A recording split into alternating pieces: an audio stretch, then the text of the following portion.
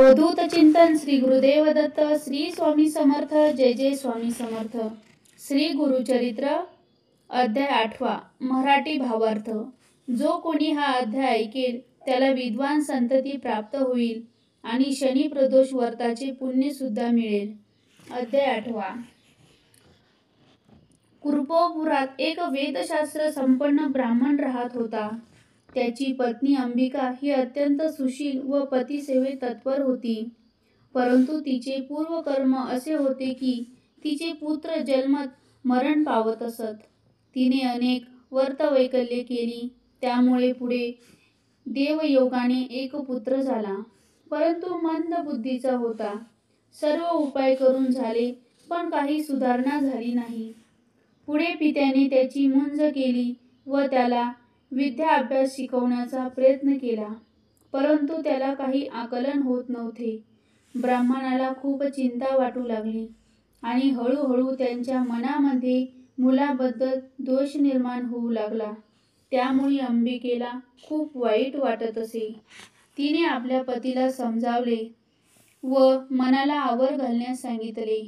परमेश्वरी इच्छेपुढे कुणाचे काही चालत नाही, पण आपण आपल्या परीने प्रयत्न करायचा। पुढे त्या ब्राह्मणाचे देहावसान झाले, त्यामुळे अंबिका आणखीनच दुःखी झाली। दारिद्र्य दुःखापोटी भीक मागून पोट भरण्याची वेळ आली। आजूबाजूचे लोक उघडपणे मुलाची निंदा करू लागले। पुढे त्या मुलाला जननिंदा असह्य होऊन तो आपल्या आईला म्हणाला, मी तुझा मुलगा असून तुला पोसू शकत नाही, लोक माझी निंदा करतात, तेव्हा मी अरण्यात निघून जातो। मुलाचे बोलणे ऐकून अंबिकेला खूप वाईट वाटले।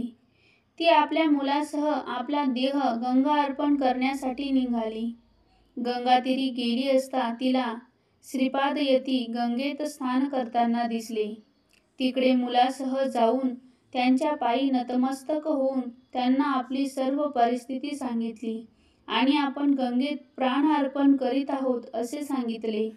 तसेच आत्महत्या हे पाप आहे, परंतु मला आता सर्व असह्य होत आहे, तरी आपण आम्हाला तारावे अशी विनंती श्रीपादयतींना केली। तेव्हा श्रीपादयतींनी तिचे सांत्वन केले। त्यांनी तिला शनिवारी प्रदोष असता शिवपूजा करण्यास सांगितले। या पूजेचे महात्म्य तिला पटावे म्हणून पुढील कथा सांगितली। राजा चंद्रसेन व त्याचा मित्र मणिभद्र यांच्याजवळ शंकराने दिलेला परीसाचा गुण असलेला चिंतामणी होता। राजा महाकाळेश्वर मंदिरात शिवार्चना करीत होता। तेथील पूजा पाहून काही गवळ्याच्या मुलांनी दगड मांडून भक्तिभावाने शिवपूजा आरंभली। सायंकाळ झाली तशी सर्व मुले घरी निघून गेली, परंतु एक मुलगा तसाच डोळे मिटून शिव आराधना करीत बसला।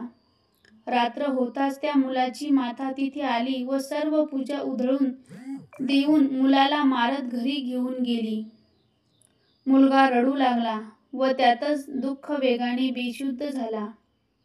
त्याच्या भक्तीने शिवशंकर प्रसन्न झाले।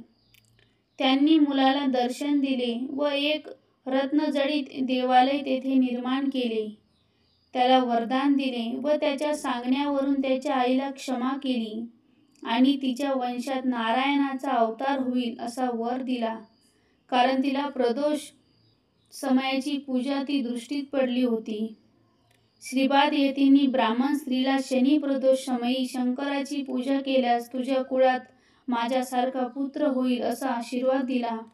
त्यांनी तिच्या मुलाच्या मस्तकावर हात ठेवून त्याला महाज्ञानी केले। अंबिका श्रीपादयतींना म्हणाली, माझ्या पूर्वजन्मीच्या पुण्याईमुळे मला आपले दर्शन झाले। आपण सांगितल्याप्रमाणे मी आपलीच प्रदोष समय पूजा करील असा निश्चय केला आहे। त्याचप्रमाणे तिने केले व तिची पूजा सफल झाली आणि तिचा पुत्र महाज्ञानी व वेदशास्त्र संपन्न झाला। सर्वांना तो श्रेष्ठ व पूजनीय वाटू लागला। अशा प्रकारे त्या पती पत्नीवर गुरुकृपा झाली। अध्याय 8 समाप्त। अवधूत चिंतन श्री गुरुदेव दत्त श्री स्वामी समर्थ जय जय स्वामी समर्थ।